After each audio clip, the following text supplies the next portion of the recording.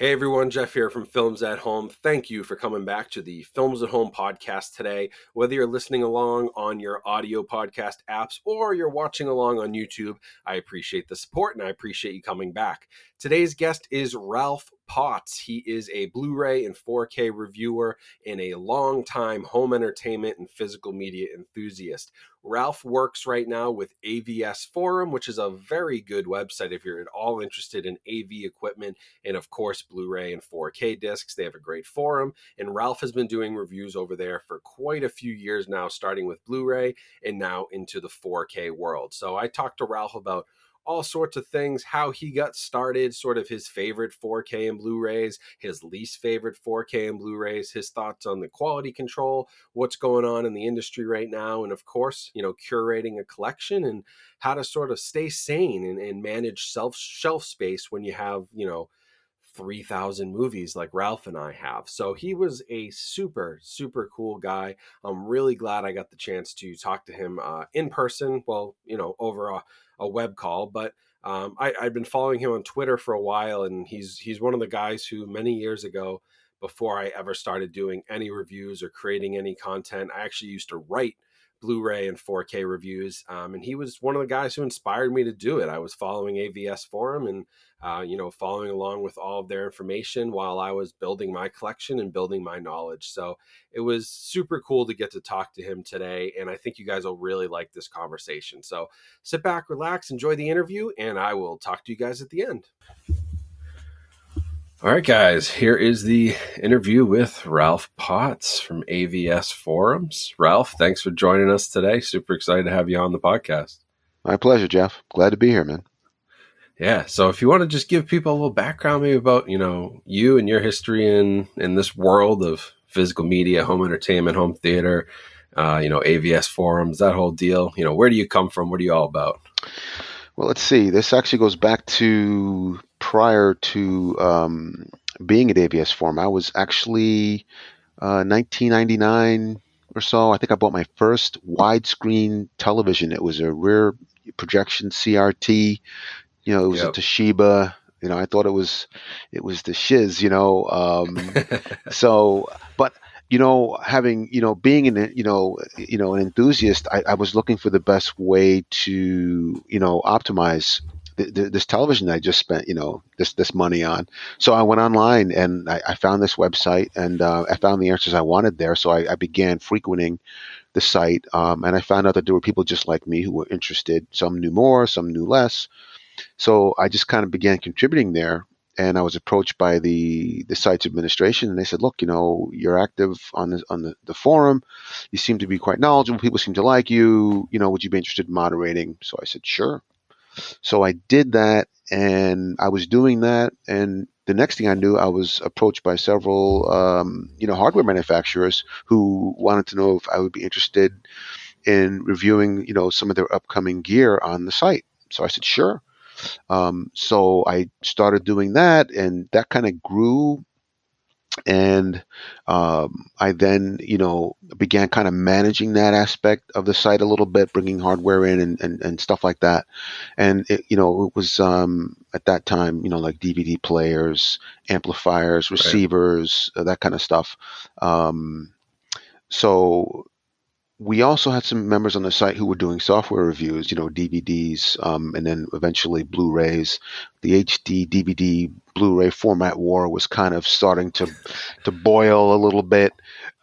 So I got involved in that. So I was doing that, and things at the site started kind of shifting a bit. So I then moved. I was contacted by at that time the owner of AVSForum, and he says, "Look, same thing. People seem to like you. You're here a lot. I know you write for the other site. Would you be interested in doing anything here?" And that was in 2008, and I moved over to AVSForum, and I've been handling their Blu-ray reviews, 4K Blu-ray reviews ever since then. So that's kind of how this all began. So you go way back to basically first days of Blu-ray. We're talking 2007, 2008 when those first started to hit. Yeah, so I was a little late to the game. I don't think I was in high school then. I had no money. There was no money to buy Blu-rays. So once I got out and I got into college, got myself a little part-time job, it was like 2012, 2013 that I even jumped into to Blu-ray. So I missed some of those early days. I missed the format war.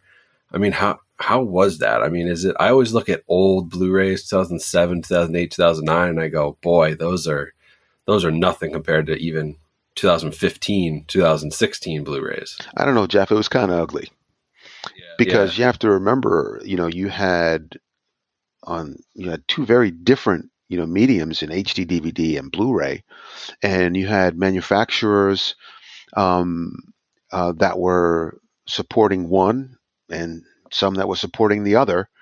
So, and then you had this division. You had loyalists. People were like, "Yeah, HD DVD. This is going to be it." And others saying, "No, Blu-ray. This is going to be it." But you had Sony and Panasonic behind Blu-ray, so there was a lot of muscle there. And you had a couple of studios that were supporting both. I think Paramount and Universal. I think were releasing discs in both formats.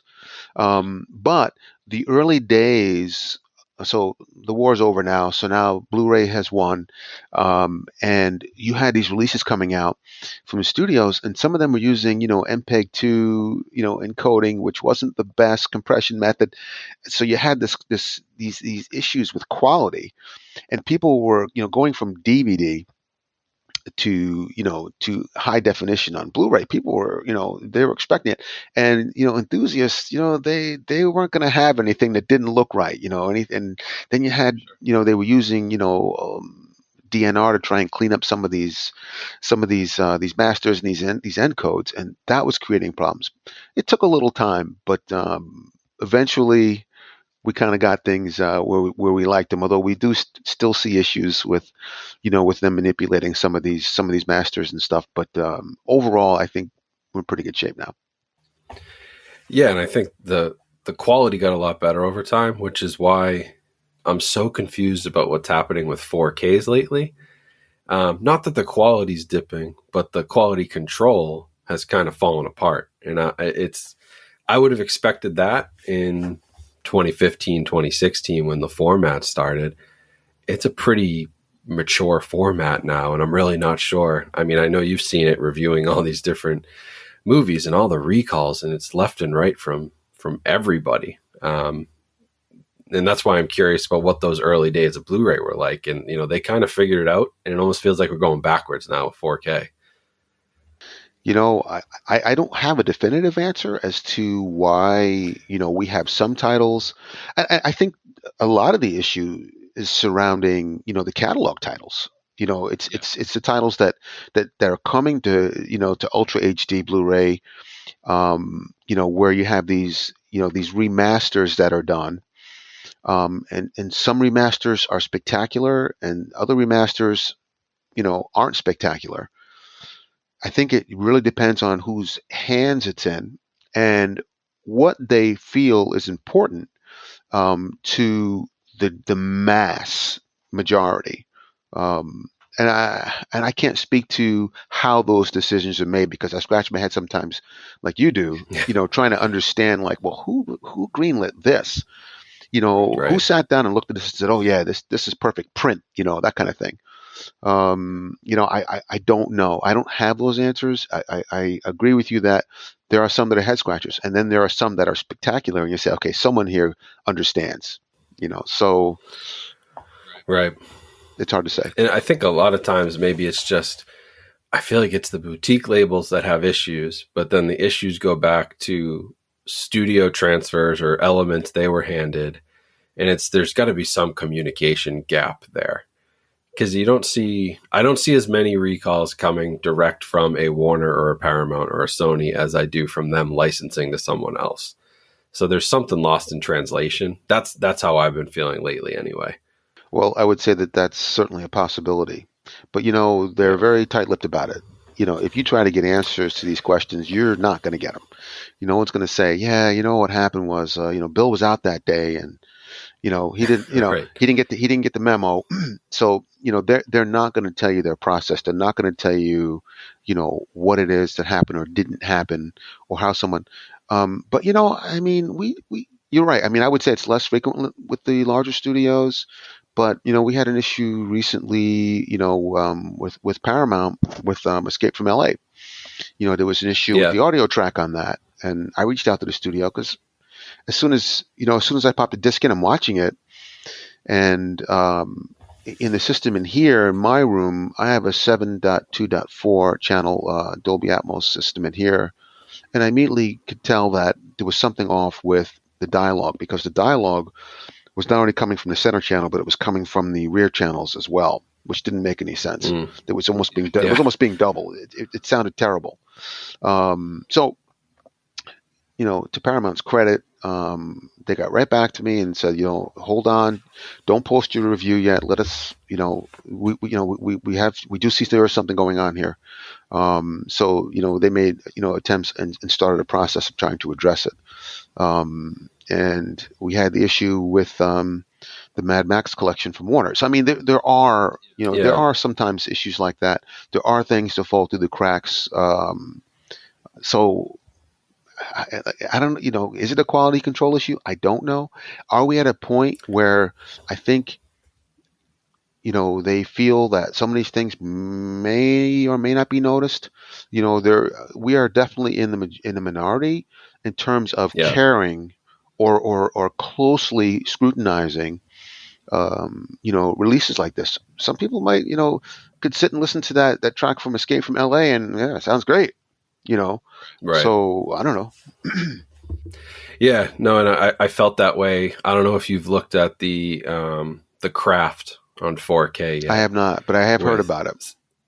Yeah, so some of the just like the encoding, it looks like there's some clear issues with the compression, but I did say in my review, yeah, the opening credits, and granted, opening credits are always kind of low quality anyway, movies from the 80s and 90s.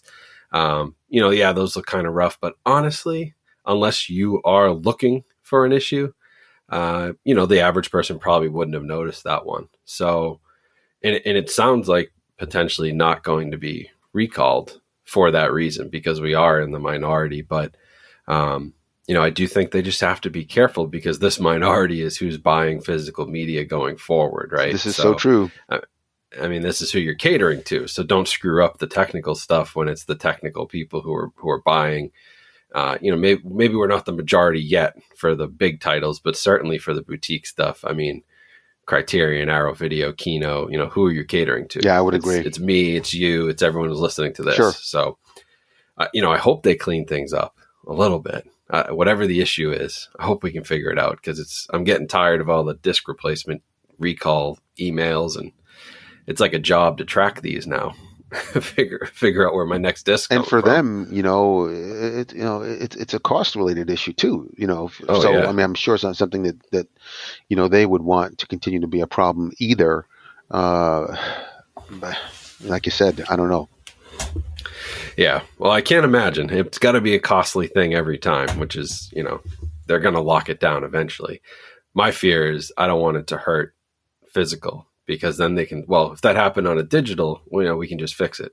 We upload a new file tomorrow and it gets fixed for everybody versus printing, 100,000 discs or whatever they've got to do. So that's my fear. But I mean, how have you been feeling about physical media? You go way back to early days of Blu-ray and what that activity was like, and now into 4K. I mean, how do you feel like where the market is right now? How are we doing? Do you think it will, taper off or kind of level out, or do you think there's room for growth? I'm always curious what people's thoughts are and where we're headed. Well, in the early days of Blu-ray, I mean, it was a new format, and it was everywhere.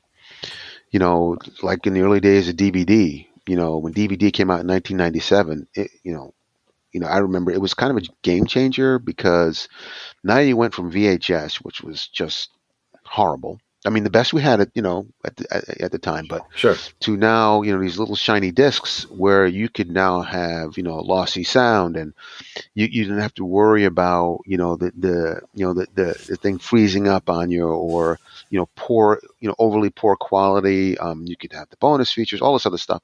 So, in the early days of DVD, the early days of Blu-ray, it was everywhere, and it was exciting.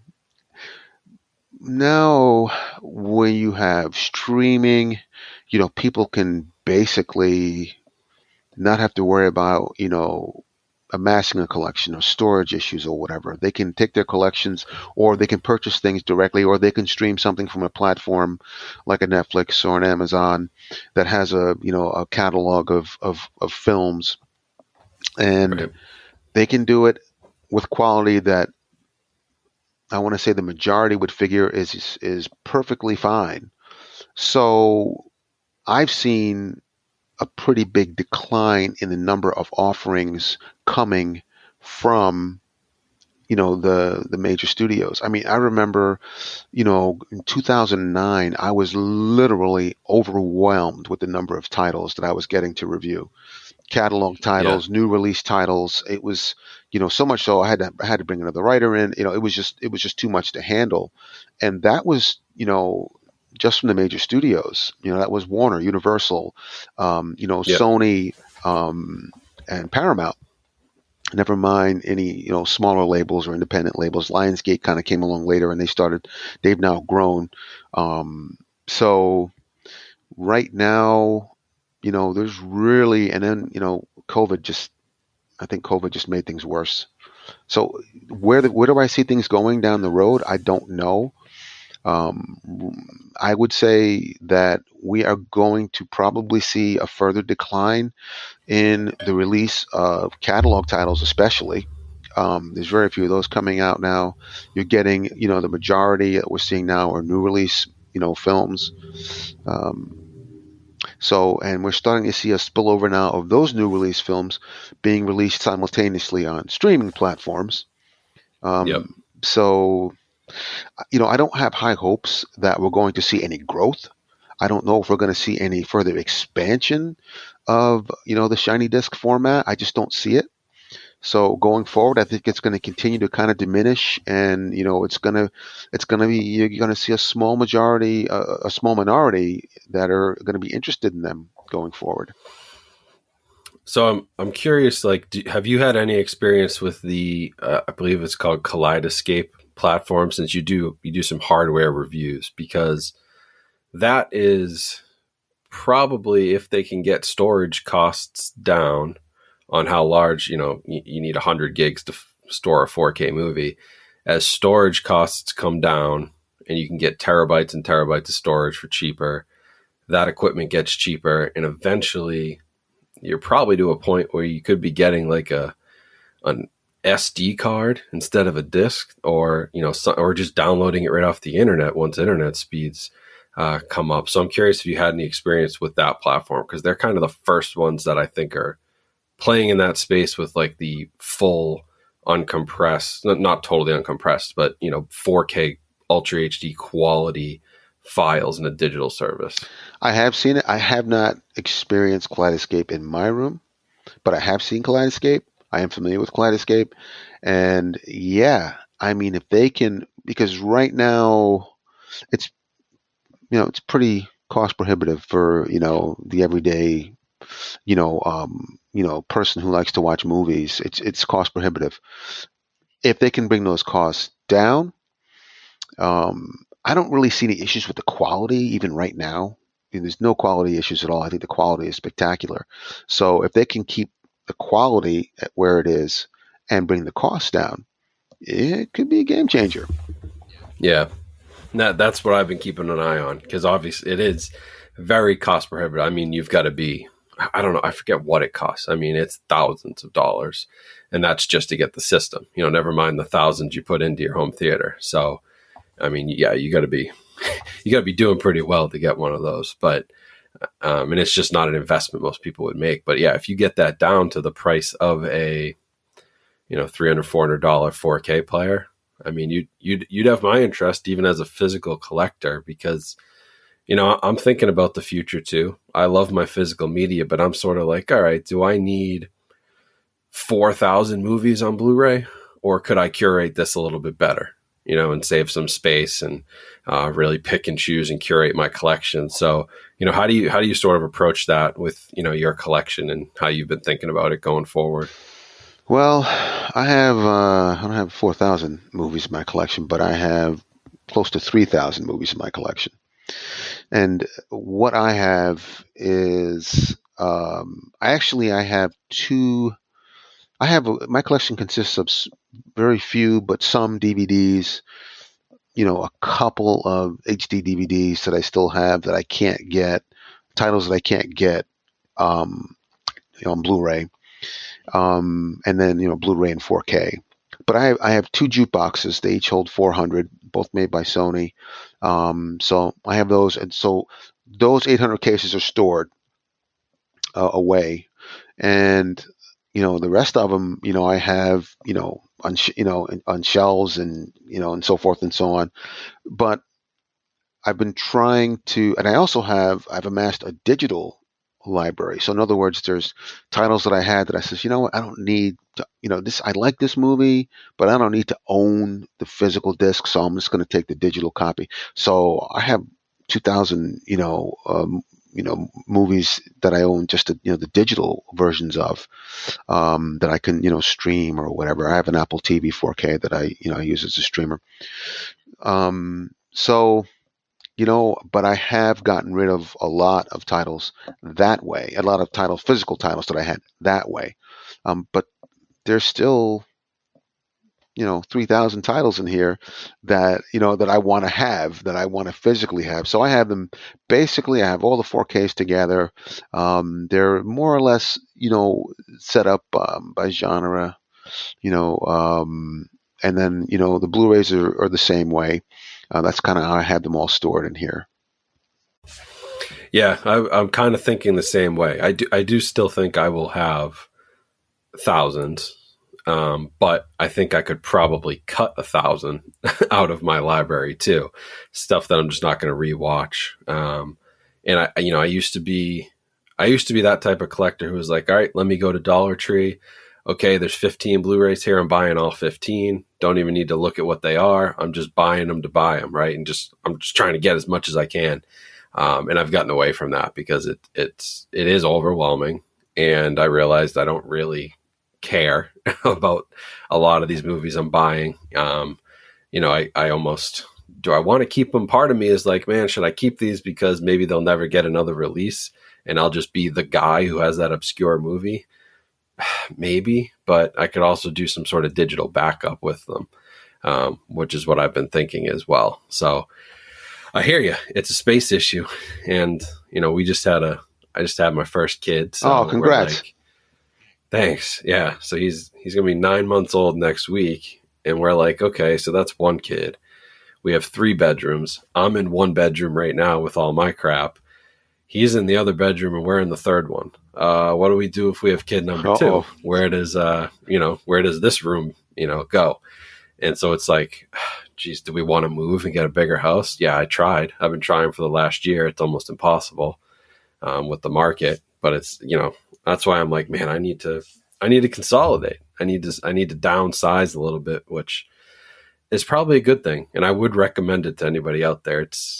You curate a collection. That's truly what a collection is. A museum doesn't just buy every art print that gets brought in the front door. They curate, and that's how I kind of feel about my collection too now. Yeah, I had to start looking at it because for me, I don't buy many movies. I get a lot of them, from the studios to review, and as they come in, anything that I didn't want, I would sell off or give away or whatever. But I had to start looking at it differently because there was a lot of titles where I was like, yeah, I kind of like this movie, but then I had to start looking at it like, and I was keeping them. I had to start looking at it like, okay, am I going to watch this movie again? Because if I'm not really going to watch it again, then why am I keeping it? Because I'm running out of space. So that, that's kind of how I started looking at it. So I actually have been, in recent months going through my collection going, yeah, no, not going to watch this again. Yeah, nope, not going to watch this again. And those, yeah, no, not going to watch it again ones. Basically, I just pulled out the digital copy because it was still a good movie that maybe I'll watch again, but I don't need to own. And I started just, I would just redeem the digital copy, and that's how I was doing it. And that's how I've been doing it. So I've been trying to kind of, reduce things that way. But yeah, it's still a process. It is, yeah. And I used to be the type too who was like, oh, nice, I got this on 4K, but I got to keep the Blu-ray too, just in case. I have stopped that. If I get a 4K release, I go find that Blu-ray on the shelf, and as long as everything's good and I'm not like, this is horrific, like I still have my Terminator 2 Blu-ray. But yeah, something like what did I get the other day? Like some of the Hitchcock movies. I just take the old Hitchcock box set and I'm like, okay, trading it in at Bull Moose, getting some credits to the store so I can buy something I really need versus having two copies. I only keep multiple copies of like a Jaws, a movie that's my favorite. I have all the Blu-ray copies and a DVD and stuff like that. But I see people, I don't know how they do it. Props to you guys out there who do it, but they buy 3 or 4 releases of the same movie. I don't know where it all goes. I don't know where the space is, because I definitely am hurting. I got to downsize.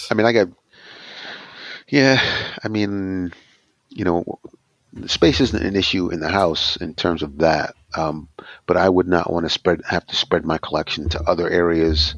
Right. I wouldn't do that. But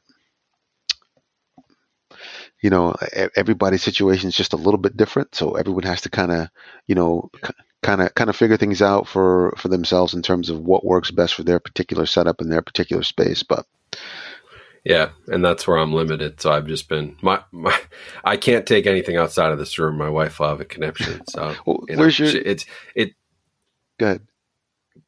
No, I was just gonna say it's good enough that she gives me a space and didn't say, you're out of your mind, get rid of all these movies, because she could have. It would have been a fair compromise for me to get rid of probably half of them, but I have a whole room that's just my stuff basically right now. Oh, see, now good for her. My wife is also. My kids are grown. Matter of fact, we just had our first grandchild. Oh, congrats! Yeah, thanks. Yeah, she's a sweetie. That's fun.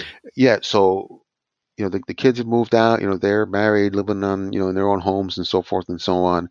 But over the years, you have to mention that I've been doing this a long time, and my wife's been very, very good about all of it. All of it. So she, has rarely been, really giving me any static about, anything, especially having to do with because the theater room's downstairs. So, okay, like in a basement. I live in the house I have is what you might call a raised ranch. We call it a bi-level. Okay. So the downstairs family room is where the theater is. So it's a 24 by 14 foot room. The screen is on the short wall. So I have, I have two cabinets in here that have movies in them, and then I have the jukeboxes are actually in my office, which is off of the theater room, and in there there's a closet, and in that closet there's a large storage cabinet in there that holds 1,000 discs. So at least they're out of the way, they're in there, so you're not looking at them.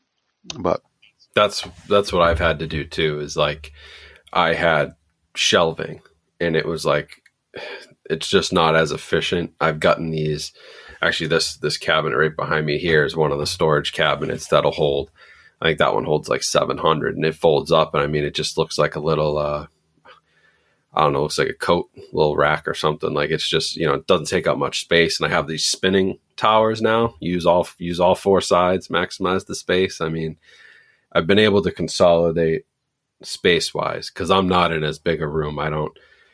We're in a super old house. It was built in 1899. So up in northern Mass, and it's, like, there's no basement. It's a field stone foundation. Like, I'm not going down there with anything that's worth money. Yeah. I'm not putting electronics down there. I got a dehumidifier running all day. It's damp. You don't want to go there. So this is pretty much it. And it's like, I got a slanted ceiling on one side with skylights, so that eliminates one wall, and I've had to like really crunch down and making do. I also work from home, so this is the home office as well. It's an all-in-one deal. Hey man, whatever which works, is buddy. we're trying to make it work. This is why I was looking for, I said we either need another 3-bedroom house with a home office, or I need 4 bedrooms, and I just got to take that 4th bedroom and make it a space, because I do everything in this room. I work the day job. I do all the YouTube stuff in here. I mean, it's just like I live in here some days. But yeah, I mean, it's all about your situation, and that's why I tell people all the time, like, don't go crazy if you can't. You don't want that FOMO. Like, I always don't blow your budget thinking, oh my God, that new release came out and I have to have it to post it on Instagram, or the collector community is going to be like, why didn't you get the Batman? It's like, there are sales, save your money, budget, be smart about it. You never want a collection to become a debt. So, I try to preach that a little bit, be smart and stay within your means. You don't have to keep up with the Joneses. Yeah, I'm a believer in that as well. I mean, I don't, and any of the gear in my theater room or in my home, I nothing's bought on credit. If I buy it, I have the money to pay for it, and that's the end of it. I don't, like you said, I'm not going to go. I don't go into debt. I'm not going to go into debt for anything that pertains to this. But I mean, that's my choice. Everybody's makes their own. Yeah, no, I think I kind of play the same way. I'm like, okay, if I'm going to upgrade my TV, well, I'm going to make sure I have the $2,000, and if I put it on my credit card and get some points, that's one thing. Yeah. But I'm gonna, I'm gonna pay it off, and I try to stay within your means, because you just don't. A hobby becomes stressful when you're trying to pay off debts just to enjoy your hobby. You can enjoy your hobby at all different levels, 100%. and it doesn't have to. Everyone's at a different level. I would agree with that. Yeah. Sound advice for the collectors out there, for everyone listening. Definitely. This has been the Financial Hour with Jeff, with Jeff and Rob. Okay, everybody. So, while we're talking about it, so let me tell you a little bit about what I have in this room here. Yeah, no, I'd love to hear. So as I said earlier, I have a 7.2.4 Dolby Atmos system in here. The brains is a Marantz AV7706 AV processor. I use the Motiva amplifiers to power the system. The bed channels, ear level here, are SVS Ultra speakers. So up front, I have the SVS Ultra Towers, the Ultra Center, and then the Ultra Surrounds. The 4-inch ceiling speakers are Niles Audio, and the 2 rear channel speakers, which you can probably see, they're in walls in the back of the room on either side of the door. Those are also Niles Audio. The subs are SVS as well. The PC4000 cylinder subs. Okay. Yeah. Big boys. Yeah. Yeah. Yeah. It's funny. I've been using SVS subs. Let me see now. The first SVS sub that I got was in 2003. It was a cylinder. Then I went when they came out with which was at the time, cylinders were all they made. And then when they came out with the box subs in like 2007, I went with one of their PB subs, and I used that for quite a while. But I like the cylinder subs for their space saving and their ability to play loud and low. And these are fantastic. So let's see now. For sources, I have 2 Blu-ray players that are both capable of playing 4K. One is an Oppo 203. The other one is the Panasonic 820. I like having 2 players. It goes back to the early days of Blu-ray, where there were some titles that gave players trouble. Particular players trouble. So I kind of like to have 2. I really haven't been running into any issues like that over the years. It just became a habit. So I have both of those players in here. Yeah, I mean, a lot of people went, when Oppo stopped making, the players, a lot of people went and sold theirs off. I won't do that. I love it. No, I wish I had one of those. I have one of the Reavon, which is newer, closest thing I think you can get to Oppo right now that's actually on market. So that's what I went with. But man, I wish I had one of those Oppo players. If I see one pop up on Facebook or something, God, I'm grabbing it. yeah, Yeah. I'm a fan. I mean, I use both of them for reviews. If I was asked which one I use more, it would be the Oppo is the one that I use more than the Panasonic. As I mentioned earlier, too, I have an Apple TV 4K that I use for streaming. Absolutely love that. Um, that's um, the video. I have the JVC NZ7, which is their latest 4K/8K capable laser front projector. I've been using JVC projectors since 2007.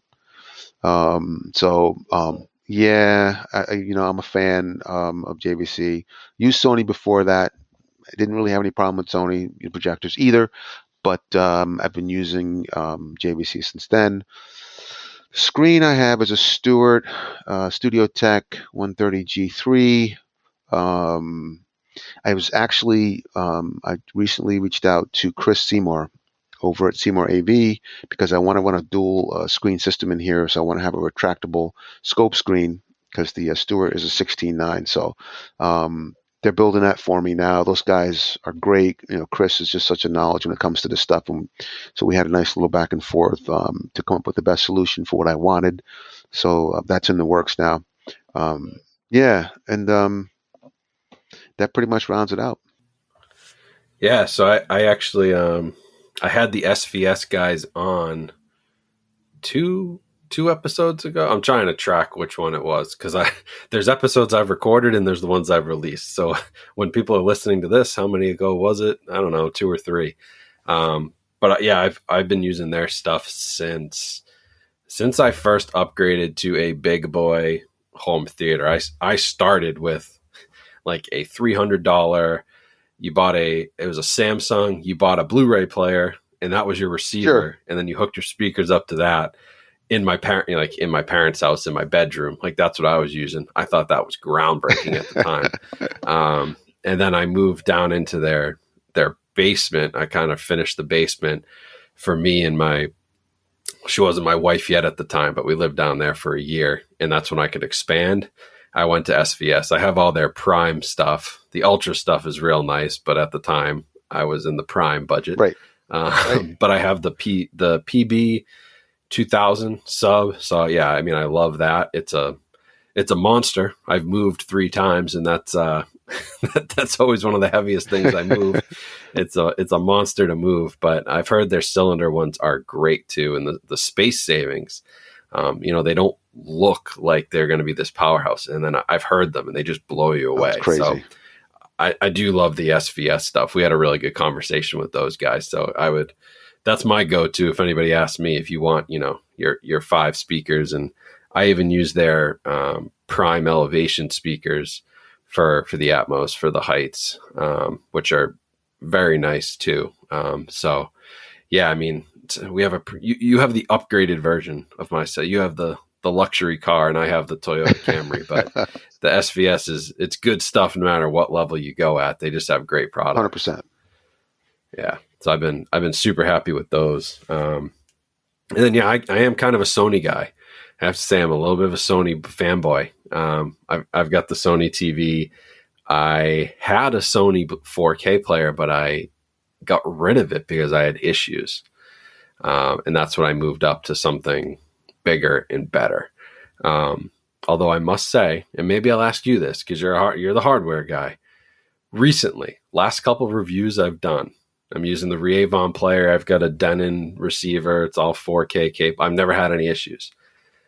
I've had the video dip out on me for 2, maybe 3 seconds. Screen goes black. Audio keeps playing, but I lose the video for 2 seconds. And at first I was like, oh, great. Another defective disc. Here we go. Because I didn't lose audio. So I'm thinking everything's good. I've been messing with cables. I don't know what's going on. So I've been trying to figure that one out recently. Well, stuff like that is hard to diagnose sight unseen. Yeah. Because It's hard to diagnose sight seeing. sightseeing too. Right? Yeah, it can be a thing that's a combination between your receiver and the player. It could be, it could be settings related. You know, it could be something, between your Sony TV and your Denon. So it's kind of hard to say. Um, so I really wouldn't want to, wouldn't be able to say, oh yeah, Jeff, here's what you can try, because I don't know. Yeah, I've been trying a lot. I mean, I don't. It's weird because the audio stays, so I'm not totally losing a connection. But I was thinking about, I don't know how you have your stuff hooked up, but I was thinking about maybe sending the player straight into the TV with the HDMI, and then running an audio only HDMI cord to see if that'll fix anything to try to diagnose it. I mean, that's always what to try. I mean, that's kind of like step one, in terms of trying to troubleshoot an issue like that, where you're having the video drop out on you. Just kind of bypassing your AVR and going right to the display to see if that rectifies it, because then that will then tell you that there's an issue there. But the Marantz and the Denon stuff, there's some settings in there for the video output, like that 8K or that 4K enhanced setting. I don't know if you use that, if you have that enabled. If that's enabled, you could try disabling that and seeing if that, rectifies it. Hard to say. I know. I've been trying. The interesting thing is, it doesn't just happen with 4K discs; it happens with Blu-ray discs too. So at first, I'm like, maybe it's just the 4K video isn't coming across right. I changed the cables. Watched a Blu-ray the other day. Had never had an issue with that, and that started dipping too. So I got some work to do. These are the joys of owning your own home theater. Isn't it? Let me pull everything out of the wall. Let me start playing with cables. It ends up a mess sometimes, but I've got to do it because this just started happening to me. And it drives me nuts because I'm that type of person. The video drops for 2 seconds and I'm like, well, this ruined the movie. I can't watch this anymore. Yeah, because now it's in the back of your mind. You're no longer focusing on what you were watching. You're thinking back to what the heck just happened and why. So I get it. Oh, I'm such a stickler. I'll go downstairs at lunch or something. My wife will be watching TV and the sound sync will be off. And I'm like, how the hell are you watching this right now? I 5 seconds in, I'm like, you have to shut this off, reset everything. Hold on. I can't watch this. The lip sync is totally off. Yep. And she doesn't notice it. So we're just that type of people. I just can't even function because it's just in my head. I hear you. But yeah, I got to figure that one out. Something's going on. New cable. Maybe I need a new receiver. Maybe something's going on there. I don't know. It's a few years old, but did it just start when you got your Ray-Ban player or the new player? No, that had been fine for a long time. I had no issues, and then just recently, the last week or two, which is why I don't have many reviews that I've put out in the last 2 weeks, because I've been trying to figure it out, and it's driving me nuts. Sorry, man. You have my sympathies. I'm sure you've gone through it. I have. I have. Either that or 100 other things. It's always something, but luckily it's usually a pretty easy fix. You just have to figure out what the fix is, and that's the hard part. So, talking 4K discs and reviews, I mean, what are some of your highlights? I'm always curious. You've been a reviewer. What are your top, 2 or 3? What are the reference 4K discs you'd recommend? All right. So I jotted these down, Jeff, because I'm a guy. I don't. Yeah. So I love it. People ask me, what's your favorite movie? What's the disc that you think is the best? What? And it's hard to say because I have so many and I've seen so many, and there are so many good ones. So I have like 10 here that I'm just going to rattle off. Let's do it. Top 10. Just the top. These are not necessarily the top 10, but these are 10 really good ones. Okay. Here, I just want to be clear. 10 good ones. Want to be clear. Alita Battle Angel, 3D or 4K. Take your pick. Mission Impossible Ghost Protocol. That got a perfect video rating from me. Pacific Rim. Fantastic video, tremendous Atmos mix. 300 is another one. Perfect rating on the Atmos mix from me. The video, it really depends on what's important to you, but that one to me looks fantastic. Uh, Yep. no Time to Die, the most recent James Yes. Bond movie, double 100s Yep. on that. The Greatest Showman, that got a perfect video rating from me. 2001: A Space Odyssey, that got a perfect video rating from me. Alien, the original 1979 version. The Wizard of Yes. We need aliens and alien the rest of them. 100%, 100%. Because Alien looks really, really, Yeah. really good.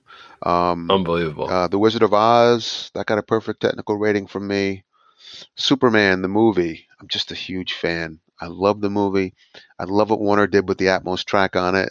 The video isn't perfect, but it's good. The sound is better.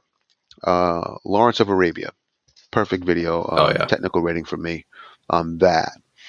Um, Also, I just jotted down a couple of box sets that I like, or collections.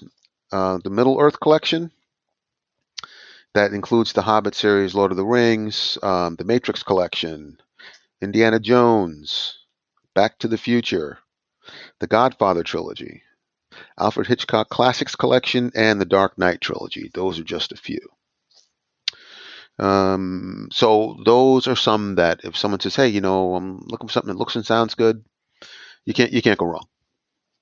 No, I would agree with I think all the ones on that list. I mean, I always have a hard time just like you because it's like how do you pick 10? I always try to do an end of the year top 10 and inevitably somebody's like, "Yeah, you missed this one." And I'm like, "Well, yeah, it's good. It's great, but I had to pick 10." And that's it. And, part of it is like, I really liked this movie too. So if I'm putting this one head to head with this one, I'm putting this one on my list. Yeah, it's hard to pick 10, but those are all very good ones. And I've been impressed. I don't know if you've seen. You had Hitchcock's Volume One, the Volume Two set's pretty good too. The movies are not quite the same caliber. I mean, they're still Hitchcock movies. Calling it Hitchcock classics is a bit of a stretch with what's in I would there. agree with that. But I mean, they're good looking discs. So if you like Hitchcock, yeah, both of those sets are standouts. A lot of the Stanley Kubrick stuff, 2001, you mentioned, that stuff is all very well done. Looking forward to more of his. But yeah, there's just so many that we still need. You read off a list like that, and I immediately, I start thinking of Avatar. I start thinking about Aliens and the rest of the Alien franchise, and there's just so much. There's so much to still do, and I'm just hoping that somebody puts them out. Somebody gets the catalogs going. I would agree. I mean, and it's frustrating because when you look at your collection, you say, oh, this movie. There's some movies, thanks to Jim Cameron. I'm like, these movies aren't even on Blu-ray yet. I know. True Lies, The Abyss. I'm like, come on. Great movies. Yeah, so Yeah. we're still behind on some of those, but like you said, there are some out there where you're like, come on, guys, someone just grab a hold here and let's just and let's get this moving before it's too late, and the I opportunity know. never comes. So all we can do is hope. Well, yeah, and that's what worries me about. And like you said, the studios are so closed off that you often don't know. Sometimes we know, but a lot of times we don't know if there has been restoration work done. You can kind of take a guess. Like I know Universal did a bunch for their 100th anniversary, and I know Warner Brothers has done a bunch, and Paramount's been doing a bunch of work, but I mean, some of these, I'm like, geez, every day that goes by is another day that negative could be sitting somewhere just getting degraded further. And somebody's got to take it and do something with it so we don't miss out. I mean, it's almost a race against the clock if it hasn't been digitally scanned yet, which is kind of scary. And stuff like The Abyss or True Lies, which never even came to Blu-ray. I'm like, well, where do those stand? I think they did The Abyss and it's done, but I have no idea where True Lies is, what that looks like. There's so much like that is it's kind of scary how much might get lost. So, well, if those are your favorites, let's finish this up. I want to know what your least favorites are, because this is All right, I got a couple. I think this might be a hotter point of contention for people than their favorite lists. Yeah, I got a couple of complaints. Okay. So these are not in any particular order, by the way. Fair enough. Forrest Gump. Solo, a Star Wars story. Do I even have to say Terminator 2, Judgment Day? Yep. These are all 4K, by the way. Mm-hmm. The Goonies, Beverly Hills Cop. Now, the next two weren't, I wouldn't call them complaints per se, but I felt like they could have done more with these two. Super 8 is one, and The Wolf of Wall Street is the other. I reviewed them. I looked at them. I was like, some of this could simply be, the innate quality, of the, the master and how it was shot and so forth. But there are times where I felt like, there's a little touch ups here and there that, that's kind of not making this as good as it could be. So Super 8 and The Wolf of Wall Street, good, could have been better. Unbreakable. I looked at Unbreakable and it just kind of, it broke my heart. Just like, I looked very breakable. Yeah, it was very breakable. So I looked at Unbreakable and I was disappointed. I like M. Night. His stuff can be like hit or miss for me, but Unbreakable is a movie that I really like. It kind of, kickstarts that whole like Glass, Mr. Glass and Glass story and stuff. And right. Here it comes. It's coming to 4K, and it was a misfire. It was a misfire. So those are some that I look at and I go, yeah, I wasn't happy with these. There's more, but our time's limited. But those are some that I'm unhappy with. Yeah, no, I think that's fair. Forrest Gump is actually one that I think when I first reviewed it, I was like, you know what, this is pretty good. And then I went back and watched it again. And if I could revise a YouTube review, which I can't do, I would probably add more on to that, because there were things I noticed a second or third time that I missed the first time reviewing it. That was one that probably slipped by me, but the others are all, I think I'm in agreement. And a lot of times too, it's just like, sometimes it's an ugly movie and it's lipstick on a pig, and no matter what you do, you're just not going to get it there. And I've seen a lot of those come out. When you do a 4K review, obviously we're looking at the whole picture, but I tend to find myself more interested in how they colored the new release versus the detail of the release and the detail is important, the transfer is important, but I've seen so many go way left or way right with the color grading with HDR that I tend to focus on that more. So, how do you feel when you're reviewing? Is that something you've noticed too? It is, if it's something that significantly impacts the balance of the presentation. If it doesn't impact the balance of the presentation, then it's probably not something that I would have an issue with per se. Because when I look at a presentation, you're looking at, like you said, I try to look at it globally, but we all have our own ideas about what we perceive to be good or bad or whatever. So everyone's eye is different. Everyone's key points are different.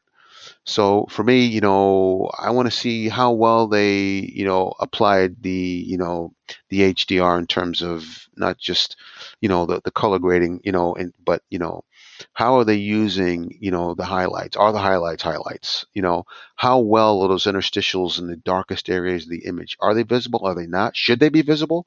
Like you said, sometimes, the way a movie's shot, they're not supposed to be that visible. So, I don't want anything that's not supposed to be there. So it's critical that when you go into this, that your display is properly adjusted and calibrated so that, you're seeing what you're supposed to see. So I try to tell, I try to look at it that way, and I try to tell people there are certain, movies like the Batman, for example. That's a very dark movie. But there's a lot of detail in the darkest portions or the darker portions of the image. And if you don't have, your setup, your display set up properly, you're either going to miss them or you're going to blow them out. So um, so yeah, so I try to look at the resolution, how well. But some movies, like you said, if they're shot on film, depending on the film stock, they could be grainy. So you're not going to get that high glossy, really sharply defined image, and it's not supposed to be that way. So I try to take all of those things into account when I look at them, but I don't always get them right. I miss, like you said earlier, sometimes you do a review and you miss something, and that's the nature of the beast. We're not all perfect. No, for sure, and that's why it's nice when some people will comment and say you're the only person I watch for 4K reviews, and I'm like, I don't always say this because like great, but I'm kind of like, well, you know what, you should probably watch or read like three or four more because I am not everybody's, I am not the judgment here. There are many other people who take a look at these and they have different eyes and they're looking for different things. And it's important to sort of get a holistic view of everything. But the other interesting thing too, like you had said, is I think when you review a movie on 4K, I always try to review it within the context of that movie itself too. So I'm not comparing something like the Batman to the Goonies. We're two different levels of technology. They can both be fairly dark movies, but how did the Goonies handle that for the time period and the technology? It's not going to be the Batman. And I see comments sometimes where people are like, you told me to buy Jaws on 4K and it doesn't look good. And I'm like, well, no, it does. It looks tremendous, but it doesn't look like it was shot yesterday, nor should it. So if you were I think there's a misconception that I bought 4K, I have a new 4K TV, everything should look as bright and crisp as my latest Netflix 4K stream that I just watched. And there's almost like a lack of knowledge as to how a movie was made prior to 2005 when everything went digital.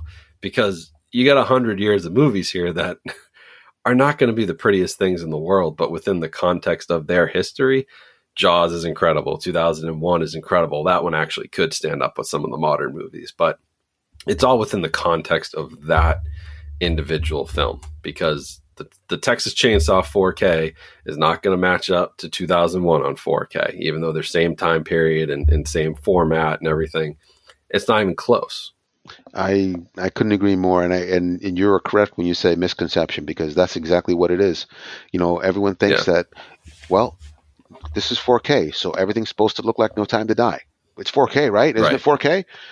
And it's like, yes. Yeah. However, you have to understand that there are limitations to the medium that was used at the time in terms of film stock. What they had Yeah. available and and the way that the film was shot, the intent of how it should look. Okay, so no, they're not all going to look exactly the same. Okay, but if we can get something that represents exactly what was intended, then we can't ask for anything more than that. Okay, and they're all going to look a little different, so you might as well get your head wrapped around that. But there's nothing you can do about people who look at things that way because they're going to continue to look at things that way. And in terms of looking for someone to follow, I get comments from people a lot, and they say, "Yeah, Ralph's my go-to guy," but a lot of them will say Ralph's my go-to guy because I find that his experiences often mimic mine. The types of movies he likes, I tend to like. The way that he says a movie looked, I agree with him. So that is, that's important for some people because maybe they, don't want to necessarily, read multiple reviews or whatever. So if they can find someone that they feel that their perspectives align with theirs, in your case, a guy who feels that your perspectives or girl align with theirs, then there's nothing wrong with that as long as you understand that, hey, sometimes, we're not going to line up.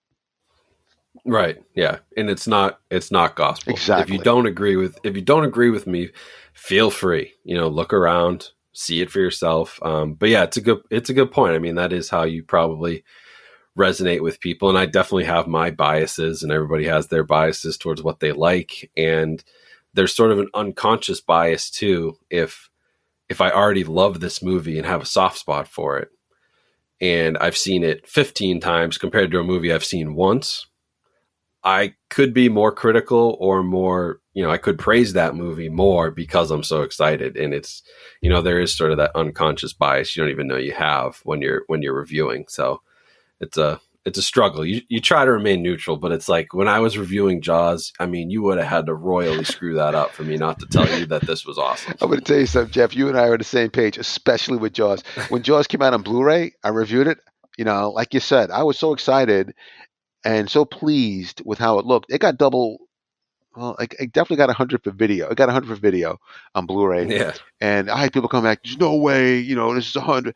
And I think some of that, and just to be clear, yeah, it was. But some of that for Yeah. me was my enthusiasm for the movie, how pleased I Yeah. was to see it looking so good because I saw Jaws in the theater when it was released in 1975.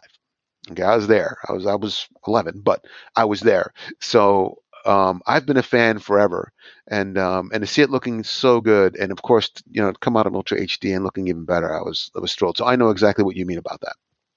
Yeah. No, it's always the struggle to try to remain neutral, but I do just, some of the packages that come in, I am more excited about than others. I mean, that's fair.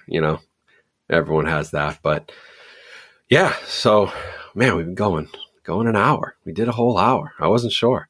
I was saying 45 minutes, maybe. I always get to an hour. I always run long on these things. So I do appreciate you taking the time today. And before we take off, this was a really good conversation. So, if people do want to follow you and follow along, where can they find you? And I'll put all these links in the episode descriptions too. Well, they can find me on Twitter at Ralph at AVS Reviews. They can find me on AVSForum.com. That's where I post my Blu-ray reviews, my 4K Blu-ray reviews. That's the easiest way to find me. Just Google Ralph Potts Blu-ray; it'll come up. There you go. Ralph Potts, Potts, Ralph Potts. Google it. AOL keyword, Ralph Potts, Blu-ray, you're in. So I will say, you were one of the first people that I saw do, well, you weren't one of the first people I saw do a 4K or Blu-ray review because people had done them, but you were one of the first ones I found. And the way that you found the forums back in, 97, 98, when you got into this stuff, I mean, that was sort of how I got into Blu-ray too. So, have to give you a thank you because I don't know that I'm here without you and some others who have been doing this for way longer than I have. So, appreciate the knowledge and everything you've shared over there. It's been awesome to have in my back pocket, and it sort of inspired me to come out and do it myself. So just want to give you a shout out. Well, thank you so much, Jeff. It's nice to hear that, and I'm appreciative of the opportunity and the invite to be on your show. It's an honor for me, and you know. I want you to know too that it's a reciprocal feeling. When I see guys like you that put a lot of time and effort into this, and I appreciate your passion and your enthusiasm for it because we're all kind of cut from that same cloth. So it's always good to be able to, and I see some of your stuff too. It's always good to be able to read what others think and read what others say and their expression, and have an appreciation for the fact that they feel much the same way you do about this type of stuff. So I'm appreciative for you as well. Oh, appreciate it. Yeah, I mean, I am always reading people's reviews, and I try to do mine first before I read anybody else's. But you learn stuff. You learn stuff where you say, "I missed that. Oh man, how did I miss that thing?" Or I totally screwed this up. Or yep, we're on the same page. I mean, whatever it is, it's helpful to have guys like you out there. So everyone, please go check out Ralph. I mean, I want you to watch my videos as much as anybody else, everyone who's listening out there, but check out Ralph's reviews. I mean, I still read them. I still get on there all the time, and it's good stuff. It goes way in depth. So yeah, no, I appreciate everything you do, and I appreciate you coming on here. So really thank you for the time. We'll have to have you back at some point because this is a good conversation. Anytime. Yeah. Awesome. Appreciate it. So yeah, I'll talk to you later, Ralph. I appreciate the time. All right, everyone. So that was our interview with Ralph. Ralph was such a cool guy. I hope you guys enjoyed that. He's got an awesome setup down there in his family room. The room that he was sitting in is just incredible. I've seen, some pictures of it. His equipment is unreal. Like he really knows what he's doing. And so it was really cool to talk to him. And it was really cool to just like get a different perspective because it's always good to read different reviews and talk to people with different mindsets who are looking for different things. And I thought that was a really, good part of the conversation we had with Ralph there. And it is important. I would never tell people, well, my reviews are the word and nobody else knows what they're doing. There are plenty of people who know what they're doing or have different opinions, and nobody's opinion is wrong or right. It's an opinion. And while I may be looking for something in a 4K release, Ralph might be looking for something else. And so, like he said, kind of find the person who best aligns with what you're looking for, but never rule out somebody else's opinion just because it doesn't align with yours. I think it's good to read and watch and listen to everything you can when you want to know the most information about a topic that you can know. So I love Ralph for coming on. This was super cool. I appreciate him taking the time out of his busy schedule because even though he's retired, he's still working. He's got 4K reviews coming out every day. He's doing more than I do right now. So props to him. He's got a really good thing going over on AVSForum. So, Google Ralph Potts Blu-ray. You can find him on Twitter. I'll link him down in the description. But of course, you can go to avsforum.com and find all of his content over there as well. And as always, make sure that you're following along either on YouTube or your favorite podcast app or both right here to the Films at Home podcast. Would really appreciate giving a 5-star rating on any of your podcast platforms if you're enjoying the episodes, or leaving a review or a comment. That means a lot to me. I have seen a few of you who have done that, and I do appreciate it. So yeah, otherwise, make sure to follow me on social media as well. My links will be in the description, and stay tuned for next week's episode. We're going to be talking to someone from Bull Moose. I'm not sure who it's going to be yet, but I'm going to dive deep into the business side of home entertainment and physical media, and talk directly to a source, to a video store. If you don't know Bull Moose, they are a local New England based video store that is still operating several brick and mortar locations and are being successful at it for many reasons. So I'm going to talk to them about what's made them successful when so many other places like them have shut down. So it'll be an interesting conversation, and certainly will most likely bring back some nostalgia for home video days, but really excited to have them on next week and see who I can get there. So stay tuned for that. Make sure you're following along. Have a great rest of your day. Stay safe and healthy out there, and I'll talk to you all soon. Coming soon. Be sure to subscribe to the Films at Home podcast using your favorite app so you don't miss another episode. And while you're there, don't forget to rate and review this podcast, which helps us out tremendously. You can also help support us by watching our short form content over on YouTube and TikTok by searching Films at Home. Follow us on Twitter and Instagram at films_at_home. The intro and outro were created by Elin Osborne. Thanks for listening. We'll see you next time.